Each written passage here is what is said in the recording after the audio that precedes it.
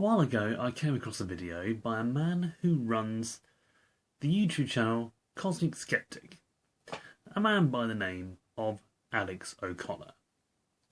Whilst his earlier videos implied he was intractable and an active denouncer of God, now he seems more amenable in his attitude, though just as steadfast in his worldview. Normally this would be part of the greater series where I look at his channel and decide how I feel about him, and normally first of all I'll find his video where he describes deconversion and draw from that to get a sense of a starting point of his arguments. However, in this case, the video I saw was him explaining his reasons for not believing in God. Whilst I do intend to do a full overview of his channel when I get the chance, I feel it's the prime place to begin when it comes to his beliefs.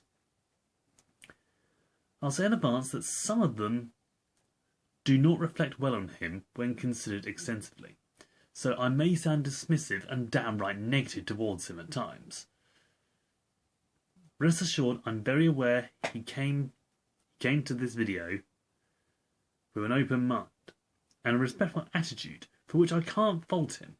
I have not seen the entire argument since this was an opening sally of a debate, so I have no idea how much of this is simply his argument, so I mean no ill intention towards him whatsoever.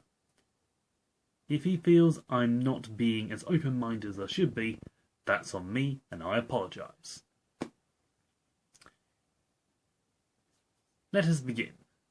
He claims that if God is all-present, then we should be able to find him with ease. Since he was raised as an altar boy and studied theology and philosophy, went to many churches and lived with religious people for years, you would think he would be able to find God eventually. However, he claims not to have found him. How many reasons are there to explain that beyond there's no God?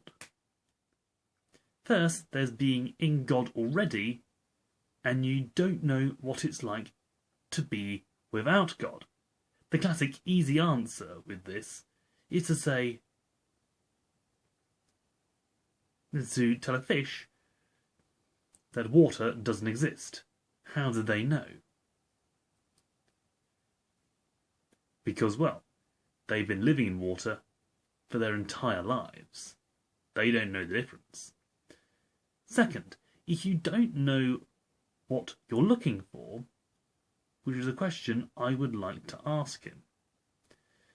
Saying there is no God just because you don't know what it's like when you find him is like saying true love doesn't exist because you've never felt it the same way as in the stories, or even that everyone is wrong about the dress being a certain colour because it's clearly white and gold. You can't see things through their eyes, and so we can't tell what's going on. His second argument is the silent God, which is an addition to the last, since 1 Kings 19 gives the passage that tells us why we don't hear God shouting from the rooftops. When God approached, he was preceded by a storm, an earthquake, and a fire, but he was in neither, not in the storm, not in the earthquake, not in the fire, which is easy to assume because God showed himself in fire earlier in that self-same book. He was in the silence and the gentle whisper.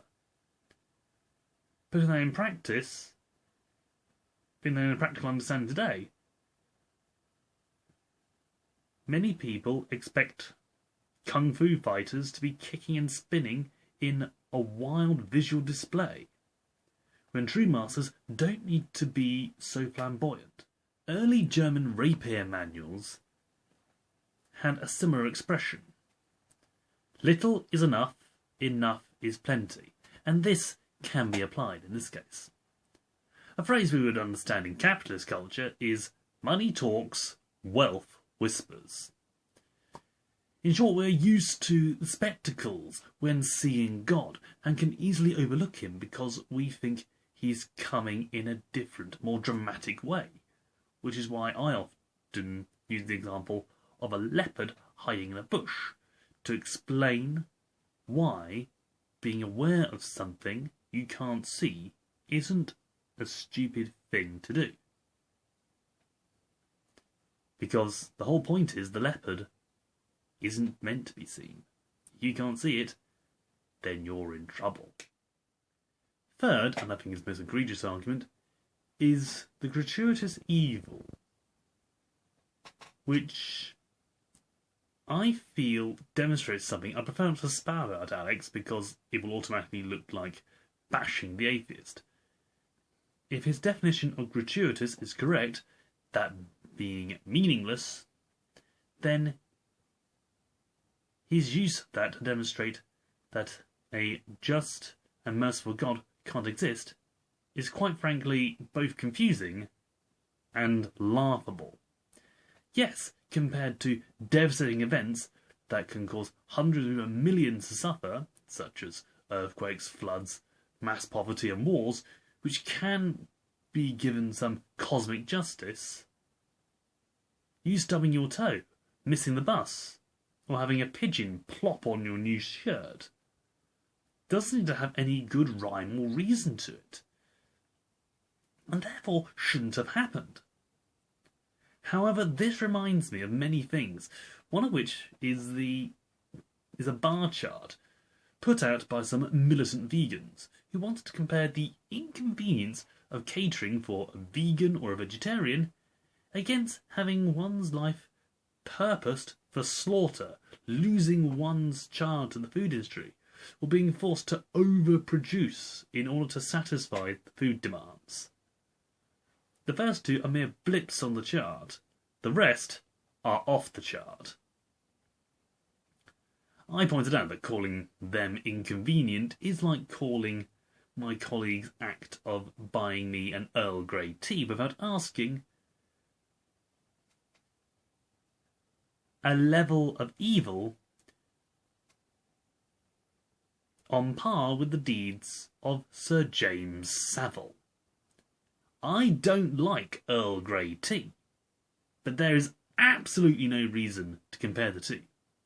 So these so-called gratuitous evils, being called such, doesn't paint Mr. O'Connor in a very favourable light. Firstly, it implies a level of dissatisfaction that many older generations would claim is indicative of ours. My grandpa lived with the Blitz. My maternal great-grandpa was gassed in the trenches. Wars, economic depression, child labour, and many more things gave our ancestors grief. In this day and age, we scream when we don't like something someone says about us and get offended over the tiniest little things. The phrase, make a mountain out of a molehill, springs to mind here. Stubbing your toe, being a bit cold, or a pigeon plopping on you. So what? Man up! Secondly, it implies a more negative mindset towards God in the first place. If you're going to put a seemingly small, insignificant incident like getting spattered with pigeon plop by the almighty, all-knowing being, why think it's just to annoy you? Speaking as a little brother, we do things like that all the time. But if God can make big evils meaningful, why can't he make small, seemingly insignificant events the same? Lemony Snicket phrased it best in his great works, A Series of Unfortunate Events. In his third book, The Wide Window, he mentions keeping things in perspective. Bear in mind, the children in these stories had every reason to be dissatisfied with their lot, but they also knew how bad things could get. A good friend and former boss of mine suffered every ailment under the sun, multiple heart attacks and strokes. But in the hospital, he saw children many times younger than he with cancer, CF, and other life-shortening conditions. He was able to keep perspective when looking at them. If you can't remember, other people are struggling to flee wars, find food, or make ends meet, and say you can call that God's plan, but then blame that same God for personally wronging you because you stubbed your toe, you need an attitude check, my friend. If that's all you can complain about, compared to people in the world who have genuine hardships, you have more reason to thank God than to blame him for anything. Fourth point, the suffering of animals is not only seen from a human perspective that can be instantly levelled with a total banishment of society as a whole, but the example that he gave of an animal suffering is both short-sighted and again more focused on blaming God. I'll address that fact that he links it to his position on the availability of salvation by geography. The important thing here is that it was a good point back before the widespreading of Christian missionaries across the world to spread the good news of the gospel since the earliest times possible. Paul and James travelled throughout the Roman world and even attempted the Far East, which was eventually evangelized by the French and the Dutch. That argument has fewer legs than many would like to think. Worthwhile noting that some evangelists claim some prophets in other faiths openly stated their faith wasn't the way and they didn't have all the answers. This is in stark comparison with Jesus, who said he was the way, the truth, and the life. Granted, the people I found this from that claim this failed to provide the sources of the original statements, but if that was the case, then we can conclude that other prophets knew something else was the answer, and clearly showing that Christianity was accessible to them. Now back to the main point about the animals. The majority of wildlife live and die according to the ways of the wild. Since God made different rules for various tribes of Israel, it stands to reason that he would make similar laws for animals to follow, and some animals do display compassion, altruism, and consideration for others above and beyond that of any so-called wild beast. Now, the example of the animal's suffering that Alex uses, which while seems to make sense in the hypothetical, in the practical setting, as a real-life example, fails to account for real life itself. He presents a deer trapped by a fallen tree, unable to move, struggling but unable to get free, and so it lies there, unable to understand why this has happened, and slowly starves to death. The thought experiment does show that if there is a God, he would indeed be cruel, and that sort of evil wouldn't be allowed by a so-called benevolent God. However, in reality, this scenario would only occur in a couple of places in the world. Allowing the animal to be trapped by the landscape, a deer by a tree, a hamster in a collapsed tunnel, or a wallaby in a rockfall, 127 hours style, and assuming the initial incident didn't kill them or leave them with an injury that would shorten their lives drastically, In the majority of cases, some sort of predator or carnivorous animal would show up and finish them off, or eat them after they die. The circular life is basically just a more spiritual way of seeing the nitrogen cycle and the carbon cycle that makes life possible and sustainable. But it does serve to remind us that through death, life lives on. Realistically, the only places where animals are likely to die of starvation under a fallen tree are in areas with no predators, which are exceedingly rare and are more often than not caused by us. In Britain, for example, where both Alex and I hail from, if a deer was pinned under a tree and survived only to die of starvation, the only thing that is likely to cause it any harm is a badger or a fox, since we wiped out all the wolves and bears that used to roam the Isle of Albion. In the Americas, Africa, mainland Europe, and Asia, many big predators like lions, tigers, hyenas, leopards, bears, wolves, mountain cats, and lynx would quickly hear the sound of a creature making any noise and come to investigate. Hence, this is more of a man-made problem than a naturally occurring one. The only exception being on remote islands where no predatory species has developed. That being said, some prey animals tend to come to terms with being in a terrible situation and almost turn off. This is something I witnessed with my old horse when she suffered from colic. I say old horse, she was old for me, but she was only a couple of years old.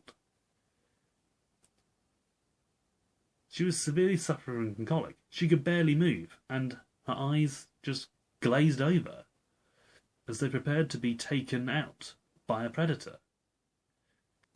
This was a Shire horse, a breed over 300 years old, from a long line of other powerful horses that were domesticated thousands of years ago.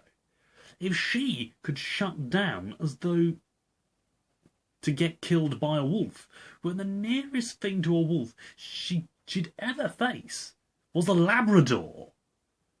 Animals in the wild who had been aware of predators night and day for years would be inclined to do the same. True, if they were flightless or other means of settle the island, this would be less worrisome. But animals aren't stupid. They know when things aren't right. Just because you can't understand them doesn't mean they don't know. So does Alex make good arguments? In the sense he presents his arguments well, gives concise and well-rounded statements to support his position and delivers them in a caring and respectful manner? Yes. Are his reasons justified? Maybe. Does he prove that God doesn't exist, or that his worldview is the more likely one? Bearing in mind these are his opening points, and I've yet to watch the entire debate, honestly I'd say no. For a student of philosophy and theology, he doesn't give the impression of remembering the things that can make his arguments questionable, allowing for personal experience being both a positive reinforcer and a non-argument. I'm sure most people would expect him to consider a genuine religious experience, such as a blinding light, Jesus appearing before him, or suddenly fainting and having a vision of God, as something resulting from an unexpected medical condition, like psychosis, epilepsy, or hallucination. Though personally I would expect him to have that fully checked out in the immediate aftermath for the sake of his continued health, if nothing else. So, is someone who is actively looking for God can't find him? What does that mean? Well, I'd say it depends on what you're looking for as much as where and how you're looking. The very nature of black holes makes them impossible to see with the naked eye, and you'd think you wouldn't see them at all. But the effect on the world around them is what gives them away. Same with gravitational waves and other documented scientific phenomena. They are hard to see unless you look in the right way. And that requires time and patience. God is hard to see until you see the effect he has on the world. Then you can see him. So keep your eyes open. Stay humble. Stay safe. And God be with you, my friends.